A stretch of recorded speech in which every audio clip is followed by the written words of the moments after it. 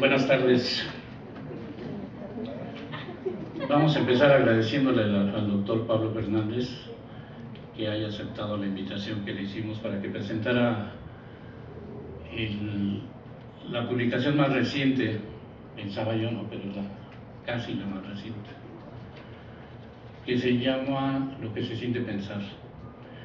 Él nos viene visitando desde la zona sur, aceptó venir acá hasta el lejano oriente. Él es profesor de la Facultad de Psicología y la dinámica que vamos a seguir es, él va a hacer una lectura y después nos vamos a ir directamente a un intercambio de preguntas, comentarios, dudas, para que ustedes puedan participar en este intercambio, pues, ¿no? Entonces le voy a dar la palabra al doctor Pablo para que nos pueda hacer la lectura y pasemos después a las preguntas. Gracias, Armando. Bueno, esto es supuestamente una presentación del libro. Armando y yo así como que decidimos no avisarle a la editorial a que viniera a poner su puestito porque está re caro el libro, la verdad. Y bueno, pues entonces ya si funciona la presentación, pues ya verán si lo compran uno por otro lado en paz, sin calma, ¿no? Este libro, como decía Armando, se llama Lo que se siente pensar, o la cultura como psicología. El título que a mí en realidad me parece que es el correcto es la cultura como psicología, pero con ese título pues no se vende nada, entonces hubo que ponerle antes eso de lo que se siente pensar, que así ya parece como de superación personal, y entonces despistados en Gandhi lo pueden comprar. Y a la editorial Staurus lo único que le interesa es eso, le vale gorro si lo leen o no, con tal de que lo compren. Entonces, bueno, pues para eso funciona el título, y creo que la introducción también la hice ahí medio comercial para esos mismos efectos, ¿no? Ya ven que en Gandhi ahora pues es un lugar muy divertido y la gente ya está de moda hacer culto, entonces llega la gente a Gandhi y el sótano y al fondo y se siente encantada. ¡Ay, qué padre es la cultura! Vamos a comprar, ¿no? Entonces, bueno, pues ahí les recetamos el libro. Aquí en corto, bueno, se trata de otra cosa, no es de superación personal, creo que es de psicología social, de psicología colectiva. Creo que es un texto teórico. Lo que hice y lo que voy a leer es, bueno, el libro son 6 capítulos o algo así, toma temas o nombres que son propios de la psicología o afines a la psicología, y lo que hago es tratar de ponerlos dentro de la cultura, a ver cómo se comportan, es decir, pensar, por ejemplo, el pensamiento, el sentimiento desde el punto de vista de la cultura y no desde el punto de vista de la interioridad psicológica. Un poco el argumento es efectivamente que sentimientos, pensamientos, etcétera, son una creación de la cultura o una construcción de la historia, como lo quiera uno, es decir, están fuera de los individuos y están flotando por ahí en el ambiente de la sociedad. Ese es el argumento. Los temas más o menos que toca y que son títulos de los capítulos es pensamiento, sentimiento, conciencia, percepción, inteligencia. Lo que voy a leer, no sé, creo que me late que no le atiné a lo que voy a leer, se me hace que agarré una parte fellecita, pues ya ni modo, ya no me puedo desdecir. Es del capítulo de inteligencia. La inteligencia, cuando la pone uno dentro de la cultura y dentro de la historia, se comporta como una tontería. Entonces le iba a poner en vez de inteligencia tontería, pero bueno, era lo mismo. La definición de inteligencia desde el punto de vista de la psicología es algo así como un comportamiento adaptativo para alcanzar un fin u obtener un resultado, y entonces todas las veces que aparezca la palabra inteligencia en el texto será de manera peyorativa. Bueno, no le puse título. Bueno, a lo mejor sí le puse como 2 títulos a ver cuál funcionaba mejor. Uno era la ética y la actitud, y otro la artificialidad y la pose. Bueno, ahora sí empiezo a leer y me tardo exactamente 30 minutos. Actitud es una palabra que le pirateó la psicología social a las artes plásticas y representativas, tales como la escultura o el teatro, y que por lo mismo, por ser un producto pirata, ya se presenta en el mercado con una calidad ínfima y un precio muy accesible. Pero cuando era manufactura original, la actitud no era una pose, sino un instante congelado que se capturaba del movimiento de alguien, de la persona que estaba modelando para una escultura, por ejemplo, pero en el que, por la tensión de los músculos, la resolución de la mirada, la disposición de las extremidades, la correspondencia de todos los rasgos y gestos y ademanes, el espectador podía detectar no solamente ese instante, sino todos los desplantes previos y los posteriores, desde su inicio hasta su conclusión, y podía captar asimismo toda la dedicación, esfuerzo, disciplina, pensamiento, alma e ilusión acumulados que se concentraban en ese preciso instante, y que el escultor era un artista de verdad precisamente porque era capaz de plasmar todo eso en una obra.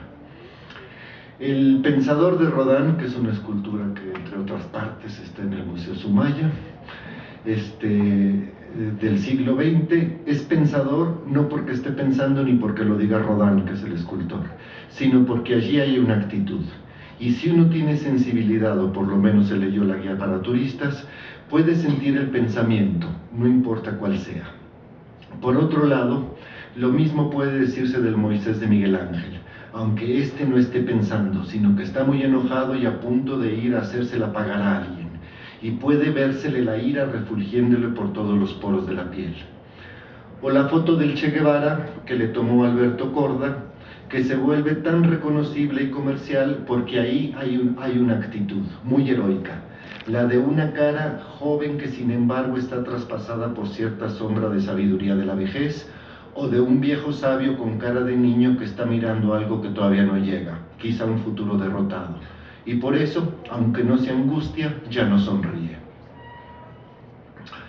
En una tira cómica, los que se llamaban los monitos en los periódicos antes de que hubiera tanta televisión, salían en el periódico, había una tira cómica que se llamaba Nunca falta alguien así. Aquí la publicaban en México en el Excelsior, que era el periódico de mayor circulación y el que se vendía más. Y bueno, en esta tira cómica aparecía, en uno de los tantos domingos que salía, aparecía el modelo de Rodin ensayando diversas poses para ser el pensador. Y el modelo probaba recargándose en una columna, tirándose en el piso, mirando al cielo, y ensayaba poses y poses que al maestro no le parecía nadita. Hasta que, fastidiado, el modelo se sentó a pensar a ver qué otra pose se le ocurría. Y al verlo así sentado, Rodin dijo, así. O sea, justo cuando no era una pose, sino bien a bien una actitud. Una actitud no es algo que adopte el cuerpo, sino algo que brote espontáneamente de sí mismo, le sale, como si eso hubiera estado ahí siempre y por eso surge con tanta naturalidad. Y era la única postura en la que el modelo parecía auténticamente que pensaba, porque efectivamente estaba pensando. El Pensador de Rodin es una obra famosa por evidente, es decir, porque verdaderamente el hombre ahí retratado se ve que está exactamente pensando. Rodin hace una descripción de él y lo que describe es genuinamente una actitud.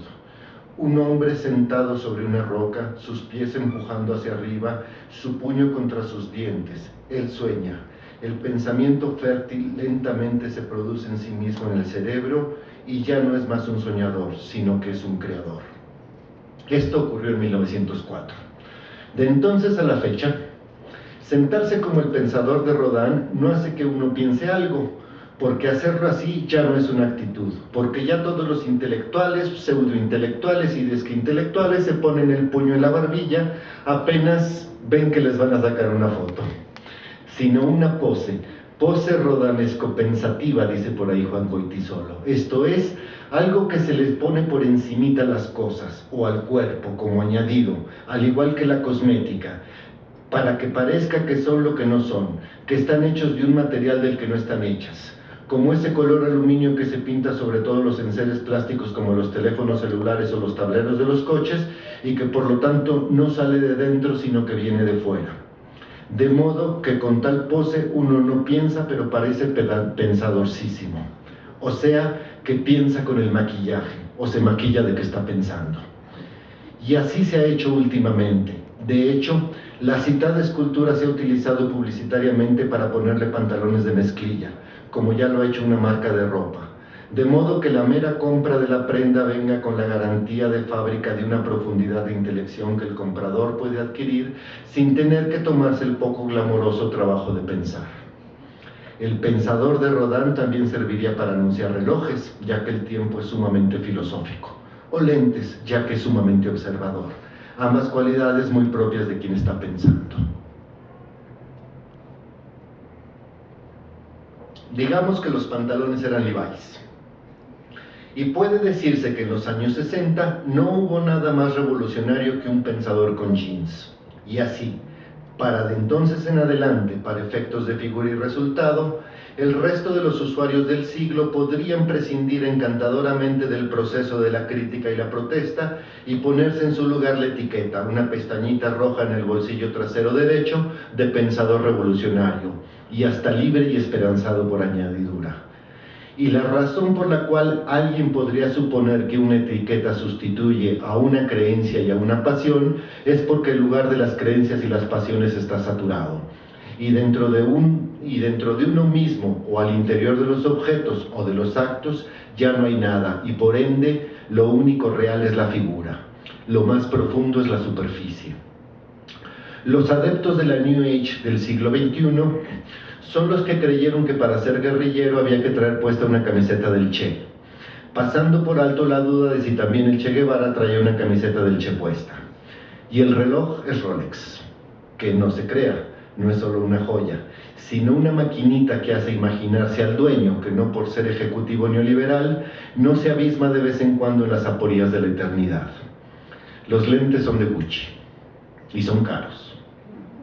Pero para ello no hace falta el dinero, cosa que es un asunto de fondo, ya que implica por lo menos buena suerte o mala entraña, y por lo común haber tenido la inteligencia y el esfuerzo para llegar a tanto. Si no hace falta tener tarjeta de crédito, con la que comprar mi trabajo cuesta. Y no cabe preguntarse si hay algo que la sustente, porque si se tiene la apariencia, es decir, los resultados del dinero, es decir, la pose, se tiene ya la realidad. Por más que quienes esparcen abanicos de tarjetas sobre el mostrador no tengan en qué caerse muertos o tengan, como se hace a menudo, que pagar la deuda de una tarjeta con el préstamo de otra. Ya después se caerá la economía en su conjunto. Que es a lo que Thorstein Veblen, desde principios del siglo XX, en un libro que se llama Teoría de la clase ociosa, llamó consumo conspicuo, según el cual la gente gasta una barbaridad en una cantidad insana de tonterías, no tanto por comodidad o por gusto, sino para que se vea que se puede gastar, habida cuenta de que la capacidad de gasto contiene implicaciones imaginarias de ocio, exquisitez, sapiencia, educación, poder y control. Y como los académicos, científicos, profesores, intelectuales de las universidades quieren aparentar todo eso, se la pasan gastando en cosas que den la impresión de que saben mucho y conocen gente importante que usa mucho dinero, y por eso estos universitarios tienen que ir gastando a la par. A Thorstein Veblen no lo querían en su universidad y él no quería su universidad, y entonces su librito lo escribió en contra de sus compañeros de trabajo, ¿no? Entonces se criticando a los profesores y etcétera, ¿no?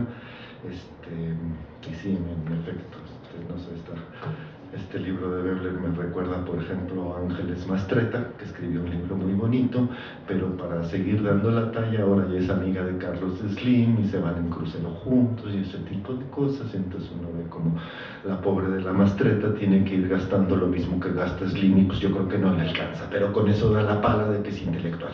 Bueno, más entristecido por el paso del siglo XX, Zygmunt Bauman muestra dramáticamente el asunto, esto es, que hoy en día, quienes no son compradores de marcas, Paseantes de plazas comerciales y desplegadores de ramilletes de tarjetas de crédito no existen, lo cual equivale al 20% de la población global.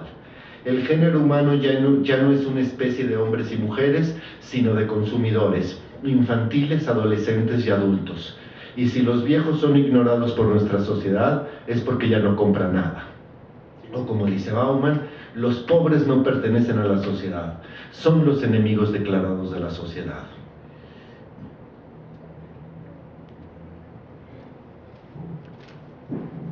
El traguito anuncia cambio de tema,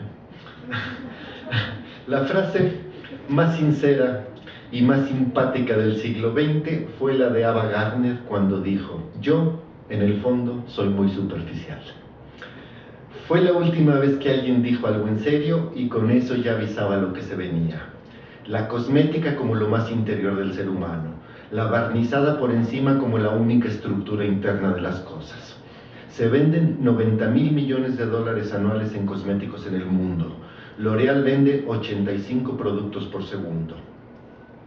Ya la vida solo apunta a sus dividendos y enfoca solamente en la carrocería, como aquellas aspiradoras que por dentro tienen el mismo motorcito de siempre, pero por fuera ya parecen avión. Y como las personas que en lo íntimo traen el provincianismo de siempre, pero que vienen vestidas y actuadas de la flor innata de la cosmopolitería de vanguardia. Porque, por ejemplo, no queda claro por qué un perezoso y redento entrado en años se tiene que vestir de deportista, pants y tenis para ir a desayunar el domingo ya tarde. Como Fidel Castro en sus momentos menos combativos, pero bueno, a él la historia lo absolverá. El único fondo que queda es la superficie, el único corazón, la cáscara. La única intimidad que queda es la que uno se pone para salir en la foto. Lo que solo atiende a los resultados termina siendo superficial. La inteligencia, como modo de vivir en el mundo, es siempre superficial, porque carece de aquello que entra en las cosas y las ideas que se llama sensibilidad. Otra manera de referirse a las inconsecuencias del fondo y lo superficial, de la actitud y la pose, es lo natural y lo artificial. Pero como dice Serge Moscovici en un alegato brillante, lo natural, la naturaleza, es una creación humana, una obra de la cultura. El ser humano es el propio constructor de su propia naturaleza. La naturaleza, como algo que está fuera de la sociedad y anterior a ella, y la idea de que los árboles, los atardeceres y los riachuelos y andar descalzos y comer puros productos frescos es natural, es una cosa de lo más construida y de hecho de lo más artificial que hay. Son ideas fabricadas, como las locomotoras en los últimos 200 años, en una especie de novedoso descubrimiento de la naturaleza. No existe naturaleza que no haya sido hecha por la cultura ni que implique ya alguna técnica y concepto humano. O como dice Moscovici, naturaleza es el ser humano y la materia. Y en efecto, forma pues parte de la naturaleza, de nuestra naturaleza que nos hemos creado, no solo los montes y los mares, sino sobre todo las ciudades y los adelantos técnicos y los avances de las ideas. Porque ¿por qué va a ser natural la agricultura y no la telegrafía? El mojarse en el mar y no el mojarse en una regadera, si ambas son ocurrencias del ser humano. Si no nos gusta la naturaleza que últimamente hemos creado, eso ya es otra cosa. Pero como con toda naturaleza, hay que habérnoslas con ella. La naturaleza, lo natural, tiene una historia. Lo natural no es aquello a lo que le salen hongos. Lo natural, en tanto obra humana, puede entenderse como aquello que se hace de dentro hacia afuera, como algo que proviene de una necesidad que está en sí mismo.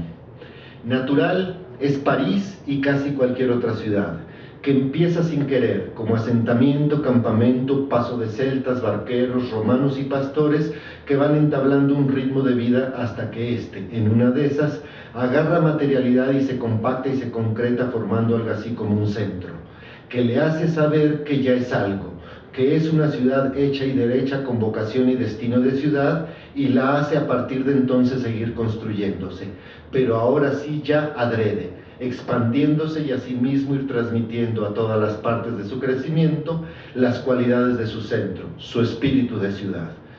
Puse el ejemplo de París porque antes en el texto yo había usado mucho el de Tenochtitlan. Bueno, artificial es Disneylandia. planificada con todo y habitantes y taquillas de entrada en 1955 e inaugurada ese 17 de julio. A París nunca la inauguraron ni fue abierta al público ningún día. Artificial es entonces lo que está hecho de afuera hacia adentro. Hay vidas que se hacen como París, en las cuales una serie de comportamientos y vicisitudes al azar en un cierto momento cristalizan en una especie de descubrimiento de uno mismo y de compromiso de desplegarse en ese sentido. Es la vida de los que saben qué hay que hacer para respetar su yo. Y habrá vidas que son como Disneylandias, que se ponen gorrito de Mickey Mouse y las circunstancias se lo indican, y se comportan hoy en día con mucho éxito como administradores de sus vidas impuestas. Las arrugas son naturales, como decía Coco Chanel, porque vienen desde el fondo de la edad y del cansancio, y uno las trabaja lentamente para que cuando surjan sean buenas o sean malas.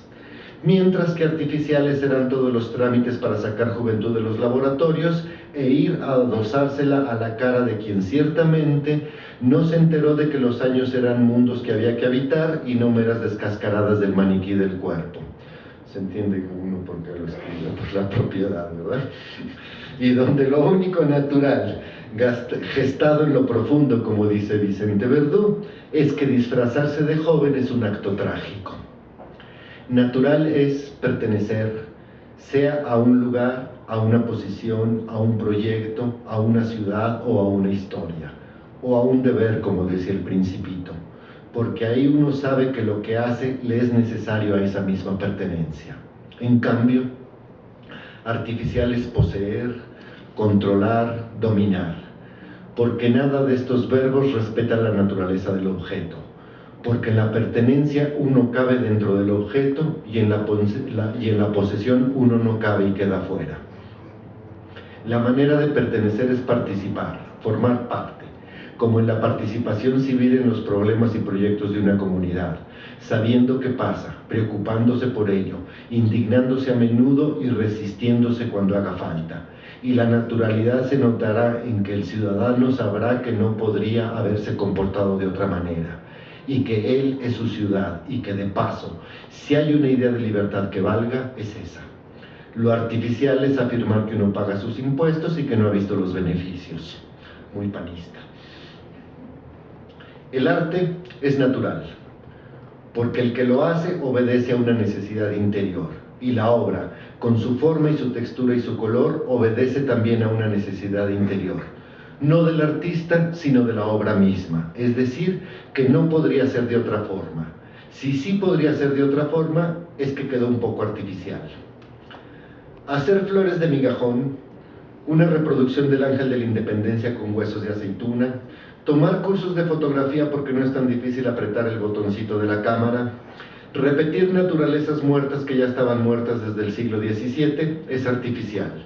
Muy válido y muy natural como modo de platicar mientras se hacen estas actividades, como terapia ocupacional, pero no como arte, ni como belleza, ni como vocación. Y actualmente medio mundo quiere ser un poco artístico, pero solamente porque eso figura en la lista de lo que debe hacerse para ser bien visto por parientes y amigos.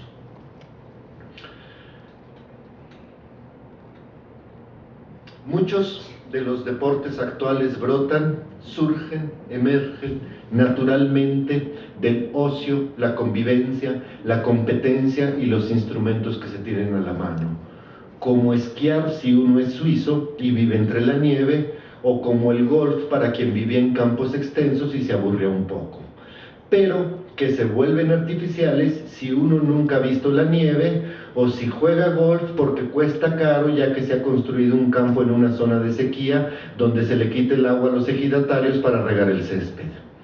Si se olvidara el fútbol, se reinventaría a la primera cosa semirredonda y no muy dura que estuviera a tiro de pie en un rato perdido. Pero cosas como la caminata o el salto triple, que son tan rebuscados que no son muy diferentes de organizar una carrera de cojito pero con el brazo derecho levantado, y tampoco muy diferentes de las categorías cada vez más subdivididas del deporte, masculino, femenino, tal peso, tal estatura, es simplemente demasiado artificial. porque lo natural es a ver quién corre más rápido y llega primero, pero no a ver quién corre más rápido siempre y cuando sea mujer menor de edad, de escolaridad mínima y de la zona boscosa del país. Sin contar que para qué ser el más veloz si cualquier gacela o automóvil lo rebasa la primera curva. A lo mejor la justicia es natural, pero los deportes por naturaleza no son justos. La prueba de esta artificialidad máxima tal vez sea el impactante absurdo de la artificialidad de los récord Guinness, que empezaron con el corredor más rápido y ya van, verídico, con el gato más gordo. O sea que clasificando, cualquier cosa ya es un deporte y todo es una hazaña. Y se necesita una buena carga de inteligencia, es decir, de tontería, para romper el récord de la rosca de reyes más grande del mundo. Creo que lo tenemos los chilangos ese récord, ¿eh? La revolución electrónica es ciertamente un acontecimiento natural de la sociedad, porque como dice Moscovici, son cosas que no podían no haber ocurrido, toda vez que ya estaban contenidas potencialmente, no solo en los avances tecnológicos que se iban sucediendo, ni en las subsecuentes aplicaciones tecnológicas, sino en el espíritu de la inteligencia con que arrancó el siglo XIX. Lo que no es natural es la manera en que se utiliza, como en el gasto de tiempo digno de mejores causas para reenviar chistes, a veces buenos, y recetas de cocina, a veces malas, por correo electrónico, ni la necesidad de tener que comprar todos los accesorios para su computadora que van apareciendo en el mercado. Hacer, construir, pergeñar, es natural porque uno se inmiscuye en las entretelas del objeto y lo conoce desde dentro y desde su origen al ir haciéndolo. Y si se descompone siempre puede arreglarlo. Comprarlo ya hecho es artificial, porque uno llega de fuera y recibe un resultado producido que por definición uno desconoce y que está envuelto para regalo. Y si se descompone no sabe qué hacer. El conocimiento es natural, se hace. La información es artificial, se adquiere. Lo natural es lo que es inevitable porque está dentro del ritmo esencial del objeto, porque está dentro de su tradición y es como si existiera en ciernes desde siempre, es inexorable. Lo artificial se pone a fuerzas, aunque no embone ni venga el caso. La creación es natural, las novedades artificiales. En suma, lo natural tiene actitud, estilo, sensibilidad y sensatez. Lo artificial tiene pose, superficialidad e inteligencia. No obstante, cabe la posibilidad de que es natural que seamos tan artificiales, porque la cultura siempre se dirige sobre sí misma y no puede salirse de sí mismo. Lo natural señala pues una pertenencia entrañable a la vida de la cultura, como si uno hubiera estado ahí siempre y tuviera la misma edad de la historia y conociera de memoria su pensamiento y su sentimiento y sus avatares. Lo artificial es, en cambio, advenedizo. Y tal parece que la sociedad contemporánea está algo incapacitada para la naturalidad, lo cual quiere decir que en algún momento, por decir uno, el año 1900, se le cruzaron los caminos, se le pasó el tren, se le fue el avión, se le enredaron los cables y hubiera quedado medio extraviada y ya no supiera cuál es el rumbo ni por dónde queda la salida. Ese es el precio de la inteligencia, porque ésta se separa de su objeto para poderlo controlar, y al hacerlo termina por desconocerlo íntimamente, y por eso cuando se quiere relacionar con él, siempre le sale de un modo medio torpe. Paradójicamente, la inteligencia se mueve en un mundo que no conoce, aunque sí domina. Cree que la cultura es un negocio, que la belleza es un pegote, que la razón es un resultado. Como que la cultura contemporánea hace las cosas sin razón de ser, porque la inteligencia no está para saber eso, y así, todo lo que hace se antoja demasiado elaborado, lleno de afectación, impostado, alambicado, rebuscado. Los performances, los alimentos macrobióticos, los viajes a marchas forzadas del verano, la arquitectura espectáculo, las religiones biodegradables, el negocio mundial de los conciertos de rock, las mercancías retro. Y las modas. Las roturas de los pantalones que debían surgir desde dentro de su uso diario y del apego terco y cariñoso a ese pantalón son artificialmente desurcidas con bastante preciosismo. El pelo despeinado, que tendría que venir de un desenfado con respecto a la apariencia, viene de todo lo contrario, de estarse horas en el espejo arreglándose para quedar bien despeinado. Las caras de cólera del rock del descontento de los años 60, ahora les gusta traerlas a los niños de las clases altas que de grandes serán empresarios. Y la triste historia de la alta culturización de la mezclilla. Donde se nota la artificialidad de la realidad es en la incongruencia propia de las cosas, en la presencia de partes que no embonan bien, de rasgos que no vienen al caso, como si los objetos, los actos y los acontecimientos estuvieran hechos de piezas que no les vienen y no encajan en el todo y que por lo tanto se botan y tienden a desarmarse. Todo está hecho a cachos y se cae a cachos. No hay continuidad ni visual ni auditiva ni de ninguna otra entre las diferentes partes con que está construido el mundo. Esta incongruencia es, en sentido estricto, una falta de ética. Ética, etimológicamente, viene de ethos, que significa el carácter, el ser de las cosas y los actos y las personas, y constituye pues la esencia o sustancia, el estilo profundo, la forma de ser, la actitud que es la que dicta desde dentro y desde el fondo siempre el tono y la textura del resto del objeto, impidiendo que se produzcan incongruencias, y por lo tanto otorgando una especie de fluidez y de armonía al objeto o a la persona en su completud. La ética permite que una persona haga muchas cosas distintas, pero que ninguna desdiga de las demás, que ninguna rompa la unidad de su modo de ser, que si alguien es leal, le tenga lealtad hasta a sus propios errores, hasta a sus enemigos, porque la ética, como la cultura, siempre retorna a sí misma para actuar sobre sí misma. La ética es como un estilo, que se transparenta en todos los detalles a lo largo y a lo ancho. El barroco, hay un capítulo sobre el barroco tiene ética porque todo lo que hace y no hace, lo que es bueno y lo que es malo es siempre barroco. Nueva York tiene ética en el sentido de que cada rincón es neoyorquino. La ética es una suerte de fidelidad del objeto a sí mismo o de la persona a sí misma, y el objeto sabe que no va a traicionar sus razones de ser, sus motivos de origen. A la Iglesia Católica se le perdió la ética cuando le brotaron las incoherencias, cuando sus encíclicas dejaron de corresponder con el amor al prójimo y se puso a repartir órdenes en vez de caridad.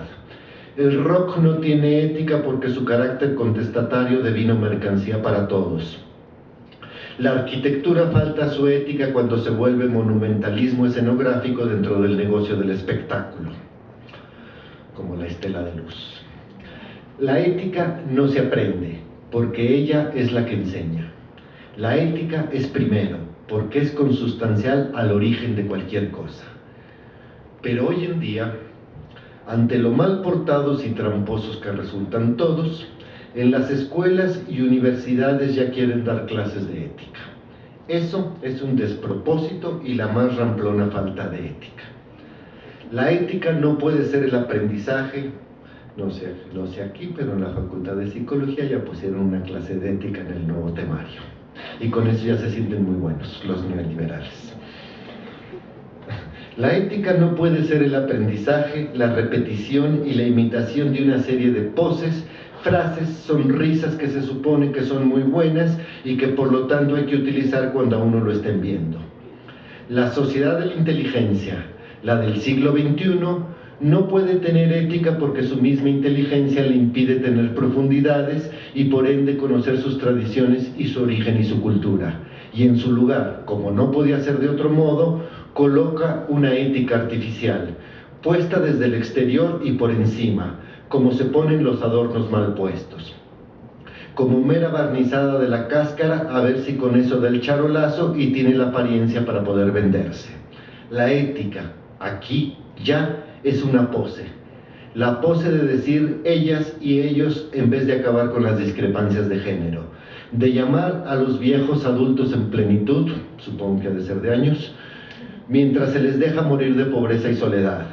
La pose de dar cuotas de género a mujeres que se tienen que comportar como hombres en ese puesto, Josefina Vázquez Mota. Es decir, que alguien con retardo mental o ciego o paralítico tiene capacidades diferentes, vocablo que a los paralíticos, ciegos y retardados mentales parece ser que detestan, y organizarles sus olimpiadas, de hacer discursos sobre diferencia, tolerancia, pluralidad, democracia, y esa pose es toda la ética para la que alcanza hoy. Era obvio que la pose de lo políticamente correcto tenía que salir del país que ha destrozado en los últimos tiempos la mayor cantidad de gente y de planeta, aunque lo peor es que haya sido adoptada, así son las cosas, por los destrozadores menores de las demás latitudes. Se ha de sentir bonito esto de dominar a los demás y además ser bueno con ellos. Al igual que con la naturalidad, se podrá arguir que la falta de ética es en sí una ética, aunque también puede que eso sea el cinismo. Muchas gracias.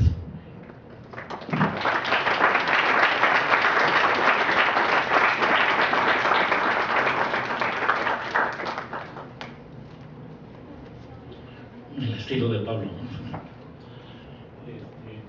Está abierto para los que quieran comentar, preguntar, hacer alguna aportación aquí a esta presentación. Para todos los que quieran participar, estamos aquí.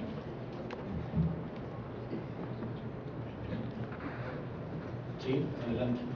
Bueno, entonces sí. Espérame, tantito, ¿no?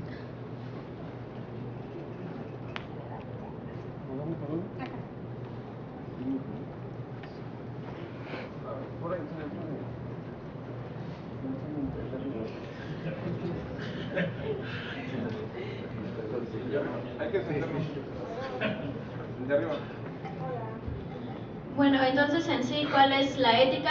Porque pues mencionó a lo mejor la artificialidad de la ética. Entonces, ¿de qué depende la ética? ¿O también es una artificialidad decir que hablamos de ética? O bueno, eso no me quedó claro. Sí, estábamos diciendo, Armando, y yo aquí que cuando uno estaba en el auditorio y le pasaban el micrófono para hacer la pregunta, uno se ponía nervioso y yo ya no quiero preguntar, ¿no? Sí, de hecho. Sí, se siente regacho cuando le pasan el micrófono. Pero, bueno, la ética, de hecho creo que todo el texto, creo que soy muy moralista en el fondo, bueno, ni tan en el fondo, soy Sí, bastante más bien moralista. dicho, yo creo que no. Sí, hay una especie de argumento, bueno, de crítica a la cultura contemporánea y de argumentación en favor de la ética. Entonces creo que sí hay dentro un concepto de ética. A lo que me negaría yo en lo personal es a plantear la ética como algo interno, que es una decisión propia de uno como individuo, ahí en su conciencia.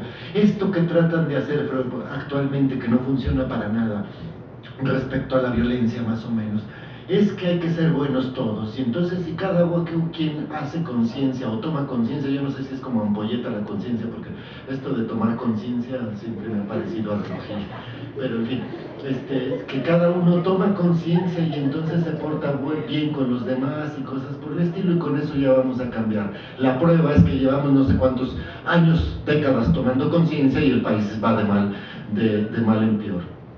Creo que esto de tomar conciencia es lo que se ve los 24 de diciembre más o menos, en donde todos en las tiendas se saludan, se sonríen y se dan el paso, pero para el 26 ya todos crudos, nadie pela a nadie, ¿no? Esa ética como asunto individual creo que no funciona. Entonces, un poco el concepto de ética que está presente, y creo que nada más es puesto en medio párrafo como se ve, pero que está presente en todo el texto, sería finalmente la congruencia interna ya sea de los objetos, de las cosas en sí mismas. Lo podría uno poner, a ver, un ejemplo en cosa, las bicicletas. Ya me voy a alargar con la pregunta, pero en fin, las bicicletas. Una bicicleta actual creo que le falta ética, por la siguiente razón, porque le falta congruencia a sus partes. Parece ser que las bicicletas, eso lo leí en un libro de diseño, llegan a su perfecto modelo por ahí de los años 40, las bicicletas de carrera, en el sentido de que no hay ningún tornillo ni nada que le sobre ni que le falte. No se puede esa bicicleta no puede tener ni una pieza de más ni una de menos para que funcione, y pesaban 7 kilos. Es decir, se logra la bicicleta perfecta. Después de eso ya no hay nada que hacer con las bicicletas, ya. Por ahí los ciclistas dicen algo así como, a medida que una cosa empieza a ser perfecta, se empieza a parecer una bicicleta. Bueno, era esta bicicleta, modelito del diseño del siglo XX. A partir de ahí había que vender bicicletas, ¿no? Y entonces empiezan a ponerle adornos, a ponerle las llantas más gruesas, a ponerle, ¿cómo se llaman? Amortiguadores, es decir, piezas que se van descomponiendo, etcétera, y a partir de eso se puede ir vendiendo. Entonces, diría uno, en términos de diseño, pero pues ahora no sé por qué estoy hablando de diseño industrial, pero bueno, en términos de diseño, ahí hay un objeto que le falta a la ética. Otro objeto que le falta a la ética y pierde la ética es el bocho. El bocho, el Volkswagen Sedan, era un objeto perfecto, hecho en los años 40 hasta los años 2000, y después ahora ya había que ponerle imperfecciones para que se acabe más pronto, se venda más rápido y así sucesivamente, ¿no? Bueno, el New Beetle. Ahora, con respecto a las personas, que creo que por ahí va la pregunta, pero yo creo que no puede uno separar a uno mismo del mundo en el cual vive, es decir, por eso puede uno plantear que los objetos tienen ética, que las actividades tienen ética o que las personas tienen ética. Si uno habla de una especie de coherencia, es decir, uno es un objeto también en el mejor sentido de la palabra, en donde todas las partes tienen que ser coherentes una con la otra, más o menos. ¿Qué significa eso? De repente es muy casuístico, más o menos, pero podría uno decir, habrá, por ejemplo, quien diga mentiras y le salgan re bien las mentiras, etcétera, y todo lo que se los mitómanos y eso, y todo el mundo se la pasa diciendo mentiras, y parece ser que ahí sí hay una ética, porque todo embona con todo, es decir, dice mentiras para lo que importa y para lo que no importa. En cambio, donde podría uno poner una falta de ética es en quien se plantea, como que siempre dice la idea de la hipocresía, ¿no? Alguien que dice siempre la verdad y de repente no la está diciendo, más o menos, y entonces hay algo que le choca a uno. Si una gente es decente a ese respecto, las crisis internas, las contradicciones internas, uno ve que hay algo en sí mismo que no embona. Si uno dice que es bueno y respetuoso y de repente hace algo que ni es bueno y respetuoso, a uno, si es decente, digamos, le entra cierta crisis, es decir, hay algo que no checa, más o menos, es decir, lo que hice ayer sábado en la noche no embona con mi biografía o con la biografía que yo me cuento sobre mí mismo, ¿no? No embona, como que no checa, y entonces ahí hay que corregir, ¿no? Entonces hay esta idea de que embona. Y finalmente diría uno, los gatos son animales que carecen de ética, parece ser, ¿no? La palabra mojigato, la etimología de mojigato es muy bonita. Mojo era la palabra que se usaba en muchas regiones de España para decir gato. Entonces mojigato quiere decir gato, gato. Y entonces quiere decir que los gatos por fuera son gatos, ya saben, modositos, calladitos, suavecitos, etc. Y por dentro son gatos, unos gandallas, tramposos, traidores, egoístas, todo lo que uno le conoce a la maldad de los gatos. No sé si haya ética en los gatos, parece que no. Parece que todos son efectivamente mojigatos. Bueno, no sé si quedó claro, pero yo me divertí con la respuesta. ¿Otra pregunta? Sí.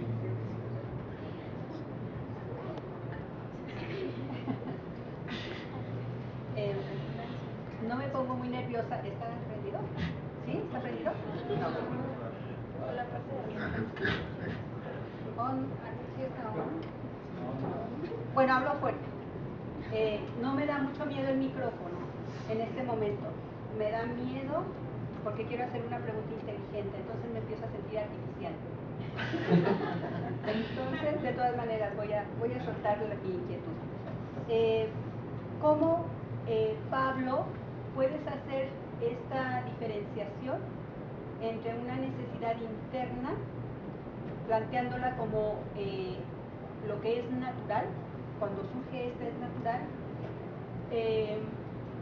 cuando decimos que toda creación humana es cultura, estoy absolutamente de acuerdo. Yo me baso en Berger, un fenomenólogo, me encanta su definición de cultura. Entonces, en esta parte de la necesidad, no entiendo cómo se puede dar una diferenciación cuando precisamente una parte natural del ser social, del ser humano, es la constante interacción de su actividad, que está compuesta de una complejidad de externo-interno, que no hay una ruptura. En ese sentido yo lo entiendo. ¿Cómo se puede hacer esta división, Pablo? ¿Qué pasa con, si tú hablas de una necesidad interna, pareciera que la necesidad a partir de lo externo pudiera ser la artificialidad? ¿En qué momento se da esta ruptura con respecto a las necesidades? Sí, es una pregunta inteligente. No. Sobre la palabra inteligente uno puede decir muchas cosas, ¿sí? Y la utiliza uno mucho.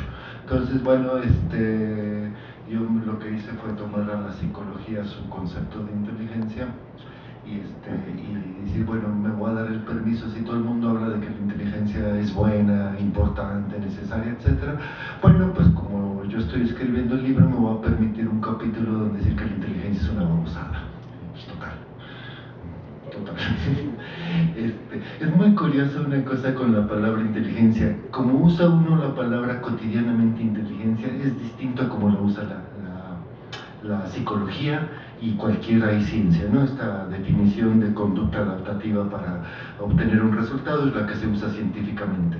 Pero cotidianamente utilizamos la palabra inteligencia generalmente por lo negativo, es decir, por utilizando lo contrario. Y tiene que ver, lo inteligencia y lo tonto tienen que ver con lo buena gente y con lo mala gente. A mí me llama la atención, pero cuando uno dice que alguien es un tarado, es un imbécil, es un estúpido, todas estas que usa uno, no lo dice por su cociente intelectual nunca, lo dice por si la gente es amable, agradable, patana, prepotente, etc. Los que son prepotentes, se creen la mamá de la divina Garza o como se diga, etc. Es cuando uno dice que es un idiota. Es decir, a los que son malas personas uno los llama idiotas, babosos, estúpidos y todo eso. Y por lo tanto, por contraposición, ¿quién sería inteligente? Las personas que son buenas personas. Entonces tiene que ver con otro lado, ¿no? Pero, bueno, no dije nunca que la naturalidad era una necesidad interna. Dije que la naturalidad es una necesidad que surge de dentro hacia afuera, que se hace de dentro hacia afuera. Estoy tomando siempre desde el punto de vista de la cultura, es decir, un poco el argumento que tiene la psicología colectiva, la psicología social, soy psicólogo social, y que tiene el libro es que la interioridad, por ejemplo, en rigor no existe, sino la interioridad del ser humano es una creación misma de la cultura. Entonces, ¿dónde queda el interior verdadero? El interior verdadero queda en la cultura, más o menos, y es lo que se hace. Por ejemplo, la necesidad de construir, puede uno poner en cualquier momento, si en el Renacimiento, en el siglo XIX, de construir la interioridad humana, eso que uno siente por dentro, etc. Esa es una creación de la cultura y es una creación natural. Hacía falta hacerlo, venía desde el fondo de la historia de la cultura, era necesario verdaderamente que se produjera. Entonces, en ese sentido es natural, es natural, y en ese sentido está hecho desde dentro hacia afuera. Lo contrario sería hacer algo de fuera hacia adentro, y por eso el mejor ejemplo creo que es la pose versus la actitud. La actitud es la idea, esto que lo dije por ahí, es la actitud a uno le sale, a uno, pero a una sociedad también le sale tal cual. Y la pose es cualquier cosa que uno se lee en los libros de Gaby Vargas, más o menos, eso de ¿cómo le hago para parecer inteligente sin tener que pensar? Que eso siempre cuesta trabajo, ¿no? Pues cada vez que a uno lo vea, ponga la mano así, y si le toman foto con libros atrás, como hacen los escritores y profesores y directores, póngale uno con muchos libros atrás, y entonces ya, eso es la pose total, más o menos, ¿no? Mi crítica es en realidad no va por la vía de los individuos, de nosotros como personas, sino va por la vía de la cultura. Y creo que puede uno rastrearlo históricamente, que a partir del siglo XIX, en efecto, la sociedad de repente ya no supo. Antes hacía la vida, hacía como le venía en gana, le salía solito cómo hacer la cultura, y a partir del siglo XIX, concretamente a partir del XX, de repente entra en una especie de crisis la cultura y no sabe ni qué hacer, no sabe qué es bueno, qué es malo, qué es bonito, qué es feo, etc. Y esa crisis se ve en la cantidad, por ejemplo, de intentos para todas partes de hacer cualquier cosa, que es lo que tenemos. Lo plantearía uno más en términos de cultura. Y este interior de la cultura serían sus orígenes, su desarrollo, etc., su historia. Sí. Es que a mí, yo me acuerdo cuando estaba en el público y quería hacer una pregunta, en el momento que me pasaban el micrófono me apanicaba, sí, me olvidaba. Me acuerdo bueno, primero felicitarlo por compartirnos este trabajo. La lectura que acaba de realizar me movió en el sentido de que muchas veces cuando uno oye a un estudioso, usted mismo lo manejó, es un trabajo teórico, pareciera que incluso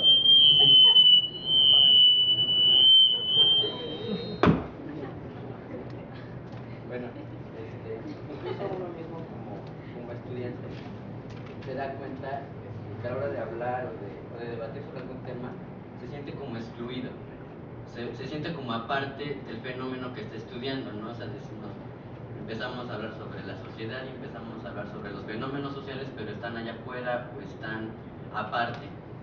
Y eso es hasta cierto punto, bueno, yo lo considero como una doble moral muchas veces, porque se considera aparte, sin embargo, nos consideramos dentro sabiéndonos superiores, o sea, como universitarios, ¿no? Yo lo veo en este sentido. Y en el caso de la lectura, pues se me hizo incluyente, ¿no? O sea, y bastante congruente, porque precisamente habla de esta parte en la que la ética y la cultura pues regresan a sí mismas, y que en lugar de que sea algo que se deba de aprender, pues más bien nos enseña. Bueno, esa es mi felicitación. Y ahorita, con respecto a lo que acaba de mencionar de inteligencia, me gustaría hacer una aportación, porque muchas veces la inteligencia, en lo que va de mi experiencia, se ve no tanto en las personas nobles, en las personas con valores positivos, sino que también se ve, por ejemplo,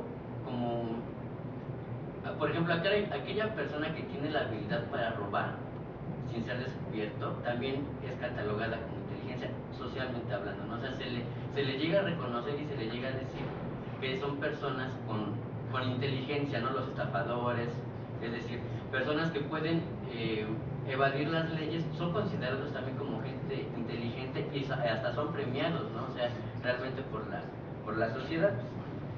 Y bueno, ya finalmente haciendo una pregunta específica, si podría, desde su postura en la psicología, hablando porque al principio de la plática se desprendió un poco de la tradición psicológica en cuanto a la actitud.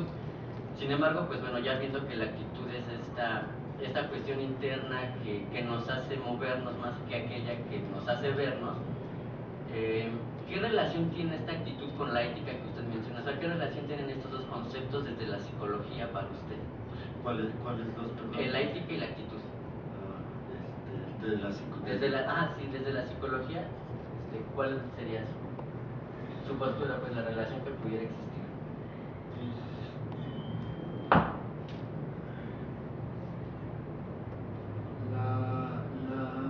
La definición que pongo en el texto de cultura es: la cultura es lo que se siente pensar. Si uno trata de averiguar qué se siente pensar, nada más se va a poner de mal humor. Lo cual significa, es decir, es un poco decir, sí se ponen a ver, pensar qué es lo que se siente pensar, si uno no se le ocurre nada, nada más se incomoda. Lo cual el intento de la definición no es definir nada, sino simplemente el argumento de que la cultura es la imposibilidad de la separación entre sentimiento y pensamiento y la imposibilidad de la separación entre cualquier otra cosa y otra cosa. Entonces, en ese sentido, plantearía uno como cultura la imposibilidad, por ejemplo, de la separación de la ética y de la actitud y de cualquier otro tipo de cosas, ¿no? Es decir, no puede uno separar, que de repente es lo que se hace, por ejemplo, en el caso de la inteligencia tal cual como definición científica, en donde o la idea de la neutralidad científica, en donde se puede separar la ética o los sentimientos al respecto de uno, un poco, y por lo tanto en cualquier psicología, es decir, en cualquier psicología o cualquier otra disciplina, la ética forma parte de la disciplina, la ética forma parte del conocimiento, y si uno hablaba de la ética como una congruencia entre los diferentes elementos, entonces la ética es uno de estos tantos elementos que tienen que ser congruente con el conocimiento.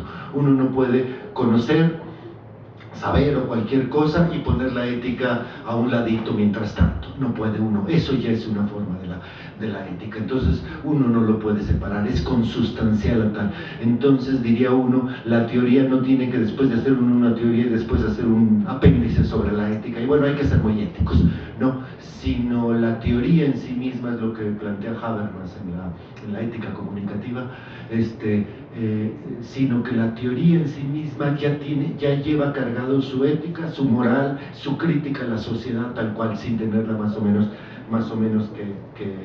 que exponerla.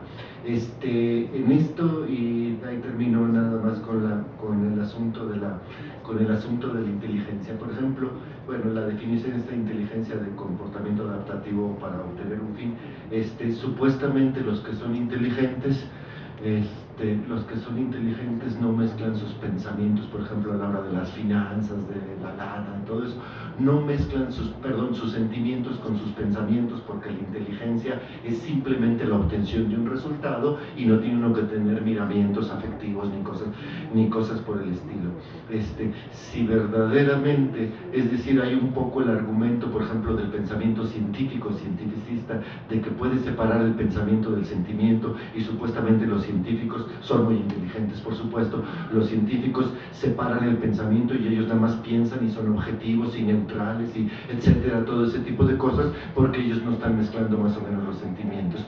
Lo chistoso es que cuando le están diciendo que son neutrales y objetivos y la fregada, se están sintiendo pero fascinados. Es decir, están sintiendo de la manera más irracional el gusto de ser tan objetivo y tan racional, ¿no? Entonces, podría uno decir, parece que la inteligencia excluye al sentimiento, sin embargo, podría uno también decir que lo que se siente ser inteligente o lo que se siente la inteligencia es el poder, justamente. Lo que están sintiendo los que son inteligentes, por los ejemplos que quieras, es finalmente lo que están sintiendo es poder, ¿no? Tal cual es eso. Entonces hay otra crítica que haría uno, ética si uno quiere, respecto a la inteligencia. Y por otro lado, ahorita que estabas hablando de los estafadores, son gentes inteligentes, por supuesto. Ahí está el Chapo Guzmán, no es estafador, pero es inteligente. Y ahí podría uno ver la incongruencia de esta cultura actual. Dicen, lo que más se valora es la inteligencia y la ganancia, ¿no? Más o menos. Es decir, todo tiene que ver con resultados, y los resultados se obtienen, y resultados siempre significa dinero. Si los resultados se obtienen, entonces lo que uno hizo es correcto. Todo el comportamiento adaptativo, todo lo que hizo para obtener el dinero es correcto. Eso hace Slim y eso hace múltiples hijos de vecino. Pero ¿cuál es la diferencia en términos de inteligencia, es decir, en términos de la moral de esta sociedad actual, en donde lo único que se tiene, lo único que vale y lo único que es ético o bueno es obtener resultados, obtener dividendos, obtener dinero? ¿Cuál es la diferencia entre alguien que lo hace por esos medios o alguien que lo hace por otros medios? Por ejemplo, el narco, tal cual, ¿no? Pues ir a pedir lana a los casinos por defender seguridad, etc. ¿Dónde está la diferencia entre uno y otro? Es decir, están siguiendo exactamente la misma ética ambos. Entonces, que no se anden rasgando las vestiduras, ¿no? Es decir, así como está el capitalismo, el neoliberalismo en este momento, bueno, el narcotráfico, los narcotraficantes son mejores neoliberales que los otros, han encontrado un nicho de mercado, se hacen buena publicidad, eliminan a sus competidores, ¿qué más? Es decir, lo que hace cualquier dueño de la Coca-Cola, ¿no? Sí, ahí por favor. Bueno, yo quiero hacer una pregunta, a ver si me puede contestar, por favor. El compañero habló de la inteligencia y habló de, bueno, yo entendía así de diferentes inteligencias, ¿no? En diferentes personas. Y a usted hace rato hizo una comparación de lo artificial que surge o sea, desde adentro hacia afuera, que es que en teoría podemos decir que somos seres artificiales naturalmente. Entonces yo quisiera que me pudiera explicar cuál es la naturaleza del hombre como sociedad.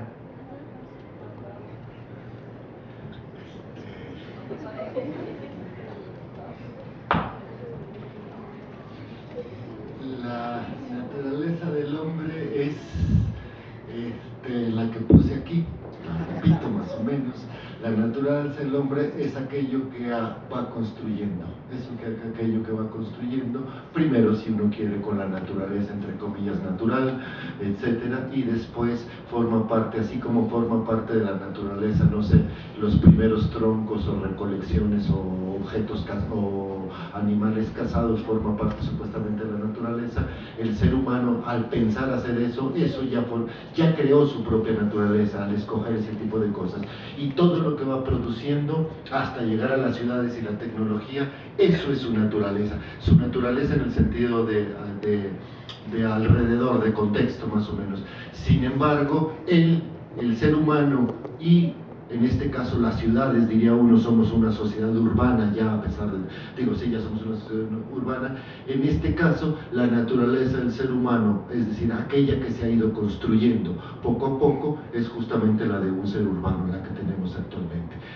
Y la naturaleza no es algo, por supuesto, es algo cultural, algo histórico y algo que se va transformando y que va cambiando. No hay ninguna naturaleza eterna, interna, y universal, no hay tal cual, sino aquello que va construyendo, aquello que se va construyendo. Vamos construyendo eso vamos construyendo nuestra cultura, significa vamos construyendo nuestra propia naturaleza. No sé si quedó claro. ¿Puedo decir que es natural ser narcotraficante o es natural ser estudiante? Bueno, no puede decir lo que quiera, ¿no?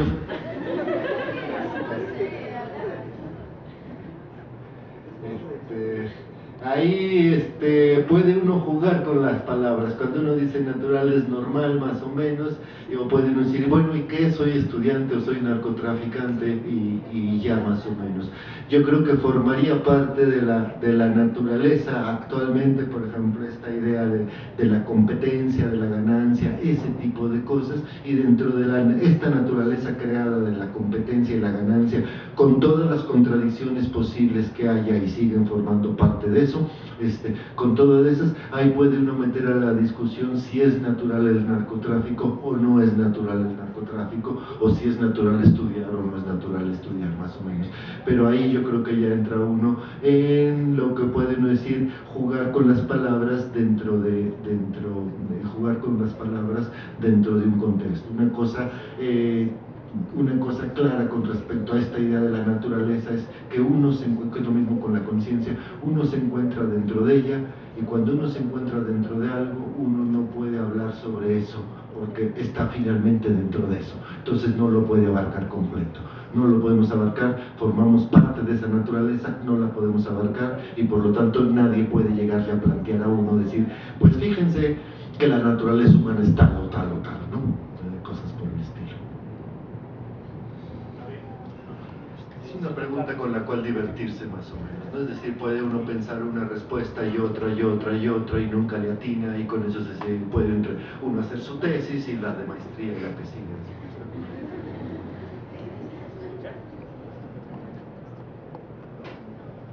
Bueno, pues Pablo, bienvenido. Estupendo que estás aquí. Gracias, Ricardo. No, estupendo. escucha? Ya se puso eso, batería. Bueno. Bueno. Me comentan que el compañero es de primer ingreso. Ah, estupendo. Esto porque ¿te parece a mí? ¿Verdad? Bueno, mira, creo que tu libro a mí me parece que es el límite a donde ha llegado tu trabajo. Me parece que finalmente estás tocando la cultura. El propio título de la psicología como cultura es un límite en donde está culminando todo tu anterior trabajo. Todo, yo sé que lo que siga a mí me parece un poco difícil y va a ser muy interesante ver lo que hagas porque estás tocando el límite mayor, ¿no? La propia esfera de la cultura. En consecuencia, habría que revisar todo tu obra anterior para darse cuenta de lo importante de este trabajo. Mi impresión es que tú dejaste atrás ya la psicología social. Estás simple y sencillamente pasando a hacer planteamientos de tal magnitud que estás más allá, que has cruzado ya, digo psicología social, y permíteme decir que todita la psicología. Esto es lo que he encontrado en mi lectura, como te lo dije hace un momento. ¿Qué significa esto? Por ejemplo, a la gente que está aquí de primero, si acerca a la obra de él, encontrará otros planteamientos a propósito del individuo. Pablo ha transitado de la idea de la interacción, una idea clásica en psicología, a la sociología psicológica, después a la psicología colectiva, y ahora asumir a la psicología, a la cultura como psicología. Ha hecho todo un trayecto larguísimo en donde, en lo personal, como un lector de él, he visto que va superando una gran cantidad de lugares comunes, a propósito de que es posible separar individuo de sociedad, cosas muy elementales, o a propósito de lo artificial, lo no artificial, que ahorita acabas de plantear tú muy bien en términos de qué vamos a entender por lo artificial, qué vamos a entender por lo natural. Estoy recordando lecturas y por ahí se pueden acercar a un trabajo excelente que se llama Los Cursis, sin lugar a dudas, que es toda una perspectiva de mirar una práctica cultural desde el artificio. Sin duda, la cursilería podría ser un ejemplo de puro artificio. La ética del espacio, que está en otros libros del mismo Pablo, que son artículos periodísticos accesibles, digamos, para el lector. Pero a donde voy es, primero, el trabajo a mí me parece realmente como una culminación de todo lo que he realizado.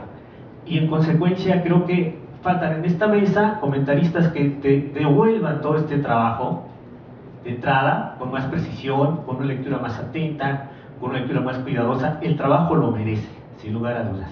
Pero como estás tú, yo quisiera invitarte a hacer una suerte de autorreflexión, de autocrítica, y nos comentaras, porque te repito, mi pregunta va desde, creo que tú has llegado a un límite de elaboración en tus ideas, que no sé, lo que sigue a lo mejor es el espacio sideral, ya vas a dejar atrás la cultura y vas a pasar al espacio sideral o alguna idea así, ¿no? Me parece que es fundamental, de tal manera que te invitaría a hacer una suerte de balance de tu propio trabajo, porque esto permitiría a los lectores, que lamentablemente no tenemos la editorial aquí, tendría que haber sido invitada, nos dará una guía para aproximarnos más a tu trabajo, que te repito, a mí me parece que ya definitivamente dejaste atrás la psicología. Incluso te diría que me resulta así como una suerte de antropología de la psicología de la cultura, una cosa así que me atrevería a plantearte, ¿no? De entrada, pues esa sería mi pregunta. Gracias Ricardo. Armando y yo, sí, como dije al principio, decidimos no invitar a la editorial, por razones ya dichas.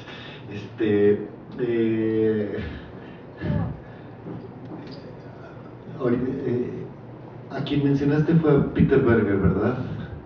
Creo que tiene un libro, es el que tiene el libro El Dosel Sagrado. Sí.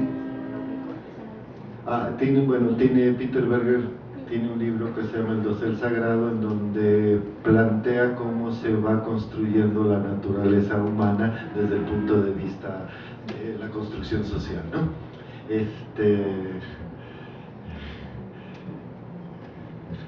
No puedo aguantar ahorita que mencioné la cursilería, no puedo leer cómo empieza un capítulo. El capítulo de sensibilidad dice: a continuación, una breve lista de cursilerías. 1. Los colores delicados como el rosa y el espantosísimo verde pistache. 2. Los pasteles de boda que, como se sabe, vienen en estos colores y traen unos noviecitos de azúcar en la punta. 3. Las fiestas de 15 años con sus peinados, chambelanes, vals, hielo seco y discurso del papá. 4. El vestido de la novia de la boda del inciso número 2, quien parece que está disfrazada de cortina. Y asimismo las cortinas, cordones, lazos, bordados, brocados, carpetas, mantelitos, cojines, etcétera, cuya principal función es acalorar el ambiente. 5. Las frases a la vez heroicas y ampulosas como a una mujer no se le toca ni con el pétalo de una rosa, hay que prepararse para el mañana, de las que Flaubert se supo burlar también. 6. Todo lo que brille y no sea oro, como los barnices, el charol, los candiles de cristal cortado y el oro también. Y de paso el resto de la joyería y pedrería, y en especial las joyas que tengan la forma de candil, que es cuando se dice que alguien se colgó hasta la lámpara. 7. Los muñecos de peluche, incluyendo aquí los tableros y asientos de los coches de taxistas y camioneros. 8. Cualquier cosa que tenga forma de corazón, como las cajas de chocolates y las tarjetas de felicitación de los 14 de febrero, excepto el corazón porque no tiene esa forma. 9. El amor, la dulzura, los algodones de azúcar y otros acaramelamientos como caballerosidades y las galanterías y demás actos y objetos que chorrean miel empalagosa hasta por las orejas y que solo se solucionan con un buen trago de vinagre. Y 10, los sillones Luis XV, Luis XIV y Luis XVI por si acaso. Y por lo mismo todas las monarquías con todo y sus condes y duques de apellidos triples y por extensión el Ola, esa revista española que se venden también en las colonias, donde siempre salen señoras obsoletas rodeadas de mobiliario estorboso. Es una defensa de la cursilería ese capítulo, pero bueno. La pregunta era un poco que si podía hacer balances, yo y todo lo demás, por las ganas de leer este párrafito. Un balance creo, según yo, todo lo que he hecho los últimos 30 años, los 30 años que tengo como psicólogo social, ha sido una sola cosa: averiguar qué es la psicología social. Es lo único que me ha interesado desde el principio hasta el final, y me la ha pasado libro tras libro intentando averiguar qué es la psicología social. Creo que si uno lleva la definición de psicología social, la que quiera uno, más o menos, la de la interacción, por ejemplo, la lleva uno hasta sus últimas consecuencias, tiene uno que romper con la propia psicología social disciplinaria, es decir, con la psicología social de corte norteamericano o positivista, etcétera, uno mismo, es decir, la propia psicología social tiene que romper con eso, y se encuentra uno que es una cosa mucho más interesante, que es verdaderamente fascinante, que el objeto de la psicología social es una cosa bonita, maravillosa, etcétera, pero que no puede definirse como la definen de repente las definiciones de psicología social, y entonces lo que tiene uno que plantear es una crítica a la psicología social que está más o menos instituida, ¿no? Creo que mi balance sería como el de que me he dedicado todo el tiempo a ver qué es la psicología social, y mi última versión de lo que es la psicología social es este texto, y que me pasa es que creo que le atiné a lo que es la psicología social, pero en ninguna parte del libro lo dice. Es decir, como que la puede uno describir sin que haya definición ni nada por el estilo, ¿no?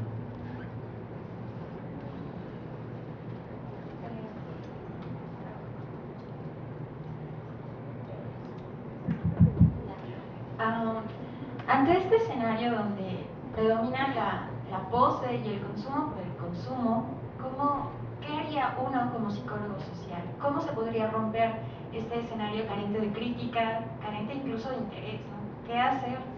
¿Basta un discurso crítico o basta apelar a una ética a sabiendas que la ética no se imparte en una clase? ¿O qué? Sí, creo que de entrada lo primero que podría decir uno, ¿qué hacer frente a la pose y frente al consumo? Y creo que la respuesta rápida sería pues agarrar la pose que más le guste a uno, ¿no? Y que consuma también lo que más le guste.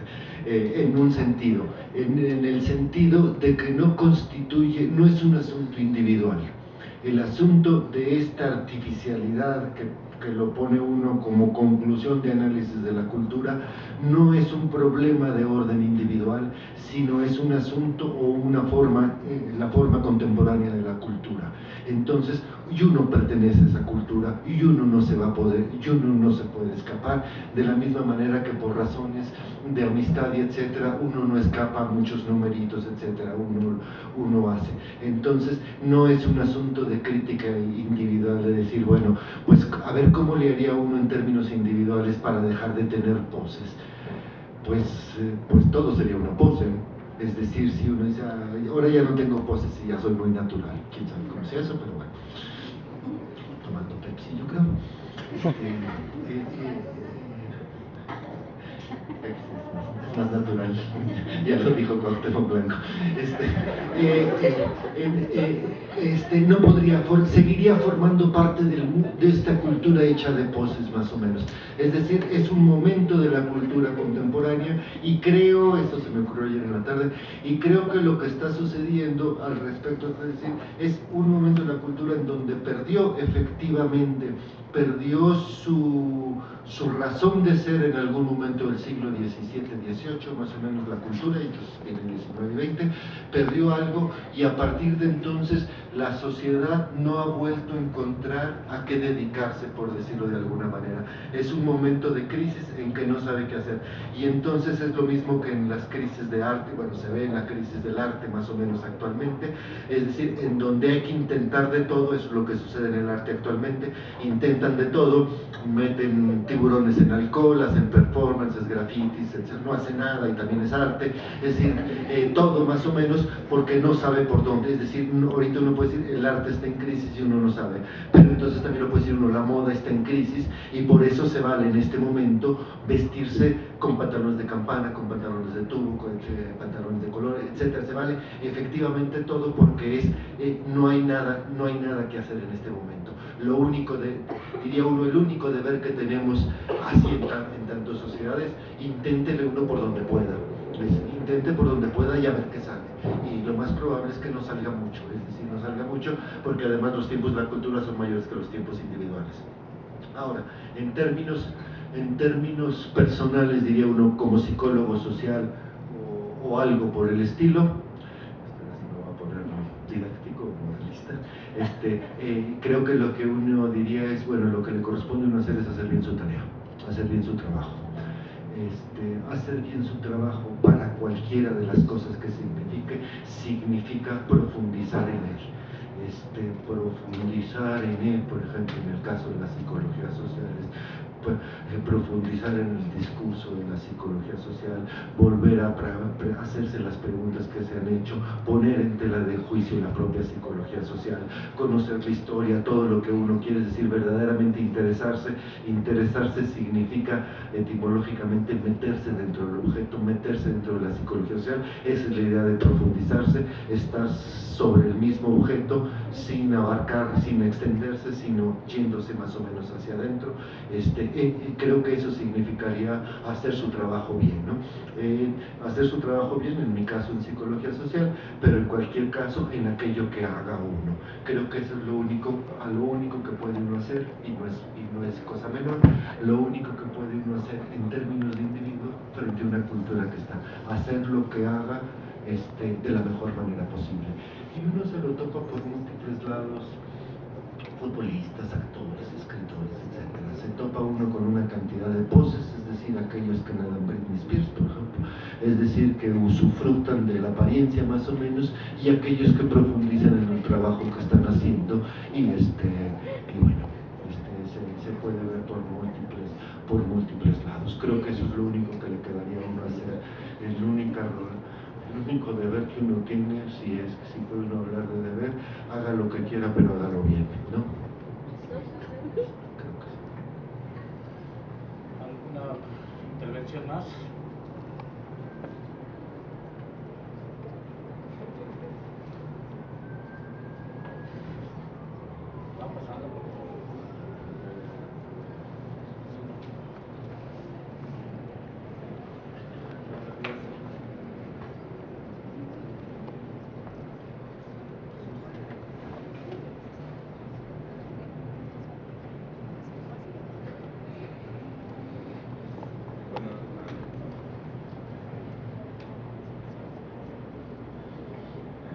Quería decir que la inteligencia, me parece el concepto que se dijo aquí, le falta que también la inteligencia conlleva una reflexión. Entonces, pues, la reflexión que se hace aquí respecto a la pose, me parece una reflexión muy acertada respecto a la pose.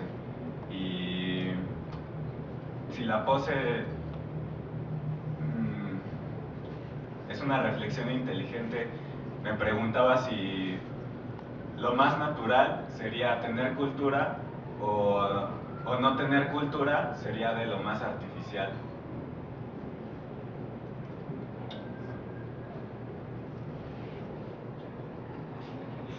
Puede uno entretenerse largamente con los términos artificial, natural, cultura, incultura, más o menos.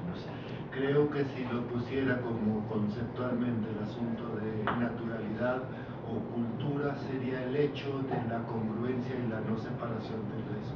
A partir de ahí entonces ya puede uno decidir y además puede ir cambiando el elemento de qué es natural y qué no es natural. Como dije, los campos de golf deben ser una cosa muy natural en el siglo XVIII en Inglaterra, que era una especie de pradera incompleta y todos aburridos. Bueno, pues se pueden poner a inventar el golf, pero hacer uno en Tepozotlán o Tepoztlán ya no resulta tan natural. Entonces puede uno cambiar según la circunstancia porque está tomando uno verdaderamente el objeto completo. Lo que está uno pidiendo es la idea de la congruencia o de la unidad de una cosa con respecto a todas.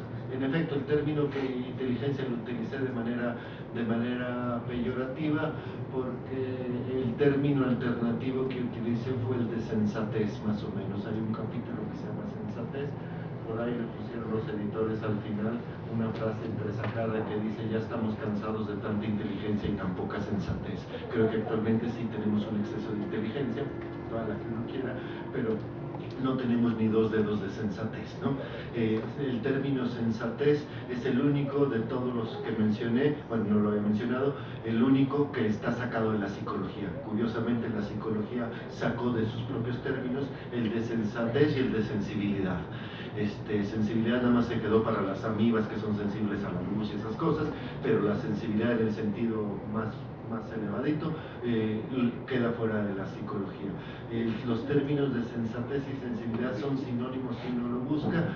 Sensibilidad quiere decir sentir sin dejar de pensar, y sensatez quiere decir pensar sin dejar de sentir.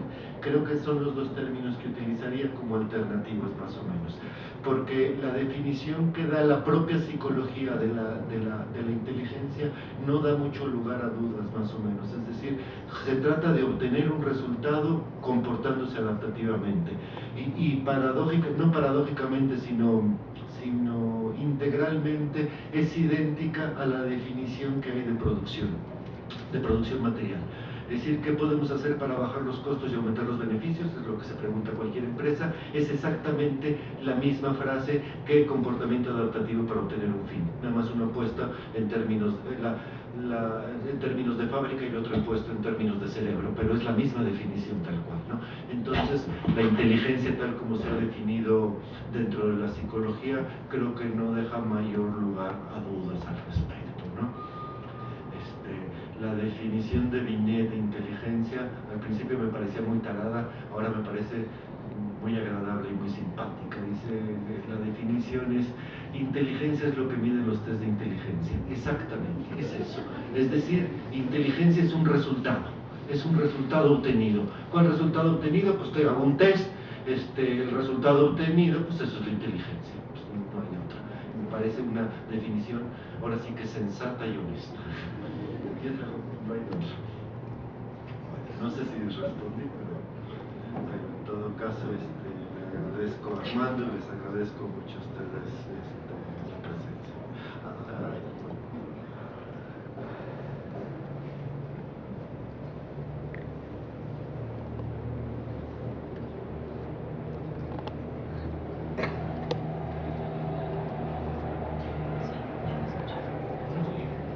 Bueno, yo quiero agradecerle el trabajo que hace, porque ya como ya lo mencionó, lejos de intentar definir o conceptualizar algo que está a nuestro alrededor, lo describe. Creo que esa es una forma más interesante de acercarnos a los fenómenos, estando dentro de ellos, observándolos, describiéndolos, porque tratar de definir o conceptualizar algo creo que es demasiado complejo y se pierde en cierto momento el sentido de la psicología, ¿no? Entonces, a veces, bueno, me recuerda mucho una frase del libro que usted escribió sobre afectividad colectiva, en el que dice que podemos hablar de los sentimientos, de las emociones, y podemos decir cualquier cosa al respecto, menos hablar del sentimiento en sí. Y creo que eso pasa con muchos de los fenómenos sociales, con mucho de nuestra cultura, de lo que vivimos, que nos vemos en la necesidad de tener todo en una hojita de papel y decir, esto es inteligencia, esto es cultura, esto es ciencia.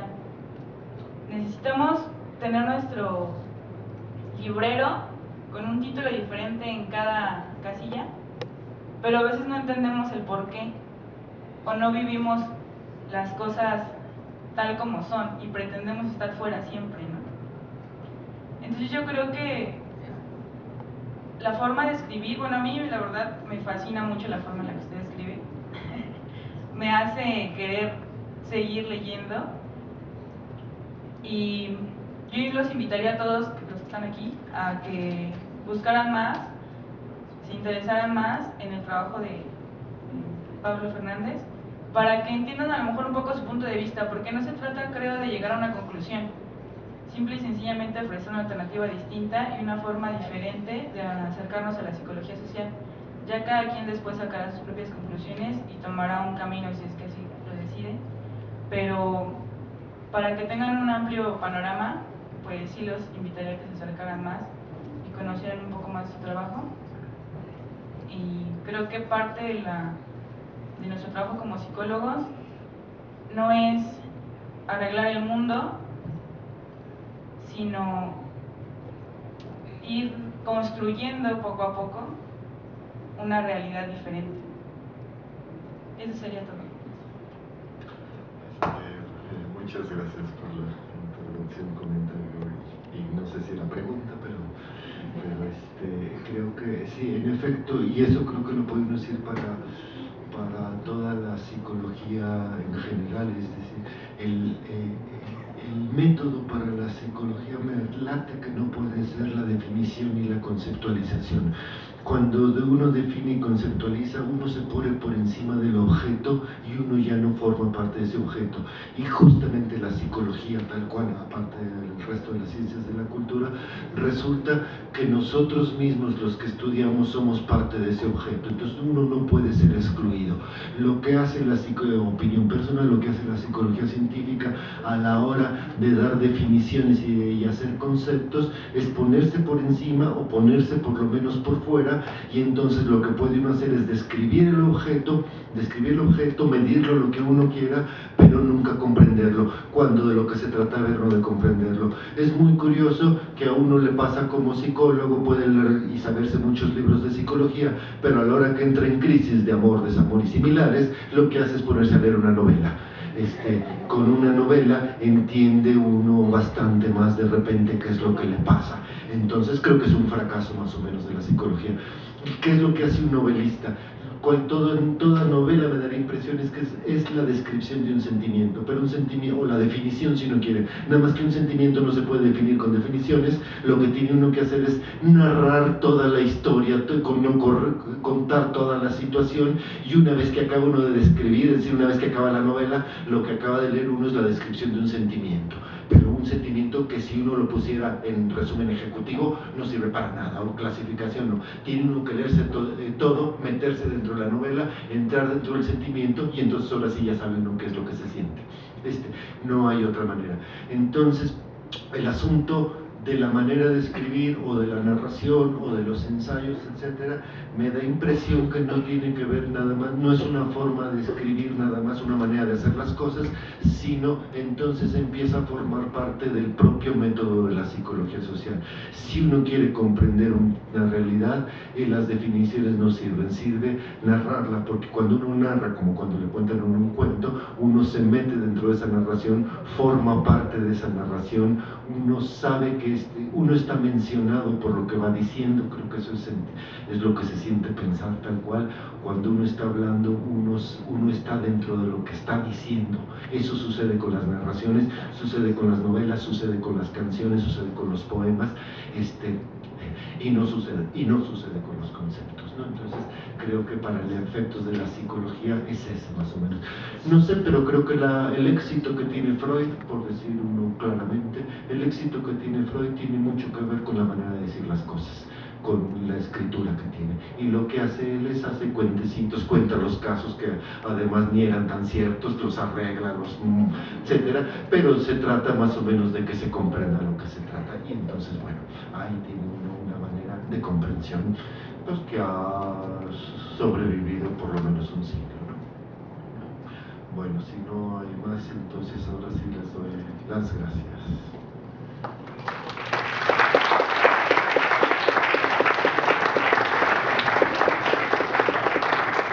Pedimos al doctor Pablo Fernández con todo y su estilo, y esperemos que regrese pronto. Siempre le decimos lo mismo, sí regresa, pero no tan pronto como quisiéramos, ¿no? Y aquí está, a propósito de qué sigue, pues sigue por ejemplo este libro, ¿no? Y a propósito de las invitaciones a leer otras cosas, bueno, está este librito que está muy interesante, también tiene un título muy científico. Se llama Filosofía de las canciones que salen en el radio. Entonces es toda una invitación a leerlo. Y no debe ser tan caro, no supongo, ¿no? Por la editorial. Queda hecha la invitación, y entonces agradecidos con ustedes por su asistencia y con Pablo. Gracias, buenas tardes.